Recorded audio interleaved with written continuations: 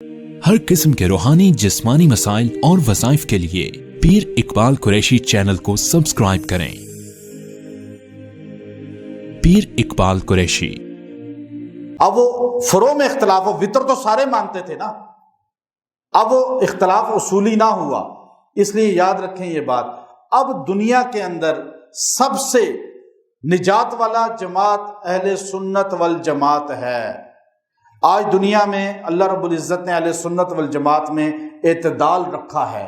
اللہ نے والسابقون الاولون من المہاجرین والانصار والذین اتبعوہم باحسان، جو ان کی اتباع کرنے والے ہیں، صحابہ کی اتباع کرنے والے اہل سنت والجماعت ہیں، چونکہ قرآن نے کہا جو ان کی اتباع کرے گا وہ بھی اللہ اسے کامیاب کر دے گا۔ اور پھر آپ دیکھیے کہ آپ صلی اللہ علیہ وسلم نجات والا ما انا علیہ واصحابی اہل سنت والجماعت کو بولا، اور آج اہل سنت والجماعت پوری دنیا کے اندر مسلمانوں میں سب سے بڑا طبقہ جو ہے وہ اہل سنت والجماعت۔ آج کعبے کا امام کون ہے؟ اہل سنت والجماعت۔ آج مدینے کا امام کون ہے؟ اہل سنت والجماعت۔ سعودی عرب والے حنبلی ہیں، اپنے آپ کو سنی کہتے ہیں۔ آج افریقہ والے مالکی ہیں، اپنے آپ کو سنی کہتے ہیں۔ انڈونیشیا والے، ملائیشیا والے شافعی ہیں، اپنے آپ کو سنی کہتے ہیں، اور ہم حنفی ہیں، اپنے آپ کو سنی کہتے ہیں۔ دنیا کے اندر صرف اہل سنت والجماعت سب سے بڑا طبقہ ہے، باقی چھوٹے چھوٹے گروہ ہیں جنہوں نے کہا امام کو نہیں ماننا چاہیے، کسی امام کی تقلید نہیں کرنی چاہیے، وہ بھی گمراہی کی طرف چلے گئے۔ اس لیے کہ اہل سنت والجماعت اس کو کہا جاتا ہے جو 4 اماموں میں سے کسی ایک امام کو مانتا ہو۔ جو ان 4 میں سے کسی ایک کو بھی نہ مانے وہ اہل سنت نہیں ہے۔ پھر آخری بات، ہم اہل حدیث نہیں ہیں، اہل سنت ہیں، یہ بات تو آپ کو پتہ ہے نا، لیکن ہم اہل حدیث کیوں نہیں ہیں؟ کیا آپ حدیث کو نہیں مانتے؟ تو پھر اہل حدیث ہوئے نا، لیکن ہم اہل حدیث نہیں کہتے اپنے آپ کو۔ وہ وجہ میں آپ کو بتاؤں۔ ہمیں سنی ہونے پہ فخر ہے، ہمارا تعارف سنی حدیث نے بیان کیا ہے، قرآن نے بیان کیا ہے، حضور نے ہمیں سنی کہا ہے، کیونکہ حضور نے فرمایا جو میرے اور میرے صحابہ، نبی کو ماننے والا، سنت پہ چلنے والا، اور صحابہ کو ماننے والا، والجماعت، اہل سنت والجماعت۔ اب ہم اہل سنت والجماعت کیوں کہتے ہیں، اہل حدیث والجماعت کیوں نہیں کہتے؟ ہم اس لیے نہیں کہتے، حدیث کی کتابیں 6 مشہور ہیں، سیاہ 6، وہ 6 مشہور ہیں نا جو آپ دیکھتے ہیں، خالی وہ تو نہیں ہے، اس کے علاوہ بھی حدیث کی بہت سی کتابیں ہیں۔ امام بخاری کی بخاری شریف کی طرح کی بڑی افضل کتابیں ہیں، موطا کو افریقہ والے بخاری سے بھی افضل مانتے ہیں۔ اب مسلم کی طرح کی، ترمذی کی طرح کی اور بہت سی کتابیں ہیں حدیث کی۔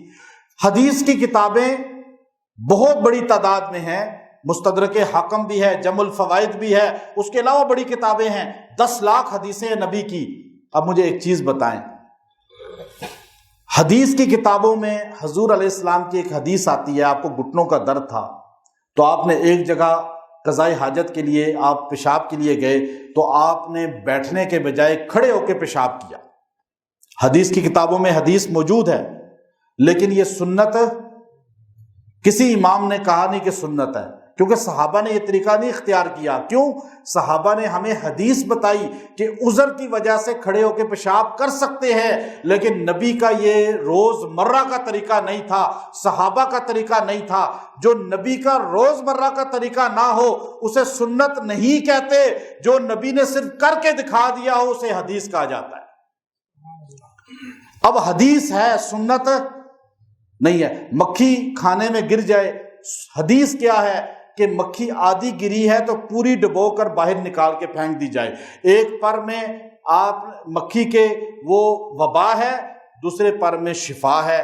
اب وہ وبا شفا والا کون سا ہے ہمیں نہیں پتا، حدیث آ گئی کہ مکھی کو ڈبو کر باہر پھینک دو، لیکن یہ حدیث ہے، سنت نہیں ہے کہ آپ حدیث پہ عمل کرنے کے لیے مکھی پکڑیں، کھانے میں ڈالیں، ڈبوئیں اور باہر نکالیں کہ حدیث موجود ہے، میں حدیث پہ عمل کر رہا ہوں، میں اہل حدیث ہوں۔ نہیں، اہل سنت بنو، اہل حدیث نہ بنو، اس لیے کہ جو کام رسول اللہ نے ہمیشہ کیا اسے سنت کہتے ہیں، جو صرف کبھی عذر کی وجہ سے کیا وہ حدیث کا حصہ بن گیا۔ ہم اس لیے اہل سنت اپنے آپ کو کہتے ہیں کہ یہ اعمال رسول اللہ نے، صحابہ نے ہمیں کر کے دکھائے اور متواتر کیے، پھر آپ کی زندگی سے ثابت ہیں۔ اس لیے یاد رکھیں کہ اللہ رب العزت نے ہمیں بڑی عظمت والی جماعت صحابہ سے جوڑا ہے، اہل سنت والجماعت بنایا ہے۔ ہم قرآن پہ ہم یقین رکھتے ہیں، ہم حدیث پہ یقین رکھتے ہیں، ہم یوم آخرت پہ یقین رکھتے ہیں، اللہ رسول پہ یقین رکھتے ہیں، صحابہ پہ یقین رکھتے ہیں، اور ہم صحابہ کی مان کر چلتے ہیں۔ اس لیے اللہ رب العزت نے اس کی تعریف بھی فرمائی، اور حضور علیہ الصلوۃ والسلام نے اس کو نجات والا فرقہ کہا، نجات والی جماعت کہا۔ اور جو اہل سنت والجماعت میں جڑے گا اللہ تعالیٰ اس کو نجات دے گا۔ اور اس میں سب سے بڑا طبقہ جو اہل سنت میں اس وقت دنیا میں جس نے دین پھیلایا ہے وہ علماء دیوبند ہیں۔ یہ میں آپ کو بات بتاؤں، یہ میں آپ کو بڑے دعوے سے وثوق سے کہہ رہا ہوں، الحمدللہ کئی ملکوں میں جا کے دیکھا ہے۔ میں یہ مغرب کی طرف، یہ آگے مسجد، دوسری مسجد، آخری مسجد میں جا کے میں نماز پڑھی جمعے کی، کیپ ٹاؤن میں، دنیا ختم ہوتی ہے۔ میں نے سوچا یہاں میں دیکھوں گا یہ آخری مسجد کس کی ہے دنیا کے ختم پر۔ جب جمعہ پڑھا تو وہاں جو خطیب تھے وہ اعلان کر رہے تھے کہ ہم نے کل تبلیغی جماعت میں رائے ونڈ جانا ہے، آپ لوگ نام لکھوائیں۔ انگریزی میں، افریقن لوگ تھے۔ اللہ نے علماء دیوبند سے کہاں کہاں کام لیا۔ آج مدینے میں، مکے میں، آج پوری دنیا کے تمام بڑے اداروں میں آپ کو پڑھانے والا علماء دیوبند کا فیض یاب ملے گا۔ آج کوئی جگہ ایسی نہیں ہے۔ اس کی وجہ یہ ہے ہمارا تعلق الحمدللہ اہل سنت والجماعت کے ساتھ ہے، اور اہل سنت کی کریم علماء دیوبند کے ساتھ ہے، جن میں اللہ تعالیٰ نے ایسے نادر لوگ پیدا کیے۔ ایک اشرف علی تھانوی رحمۃ اللہ علیہ نے 2600 کتابیں لکھی، ایک مولانا الیاس دہلوی نے تبلیغی جماعت اٹھائی، پوری دنیا میں چھا گئی، ایک امیر شریعت عطا اللہ شاہ بخاری نے ختم نبوت کی صدا لگائی، پوری دنیا کے اندر ختم نبوت کا ماحول پیدا کر دیا، ایک مولانا حق نواز جھنگوی نے عظمت صحابہ کا نام لیا، آج پوری دنیا کے اندر صحابہ کے دشمن کو گالی بنا دیا۔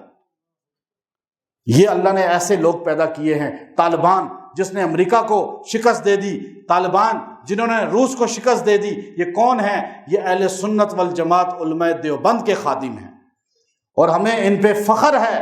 اللہ ہمیں اہل سنت سمجھنے کی مسلک توفیق عطا فرمائے۔ وآخر دعوانا ان الحمدللہ رب العالمین۔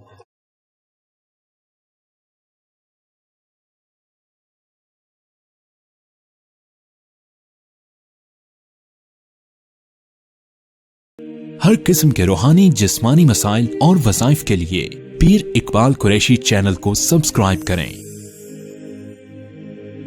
پیر اقبال قریشی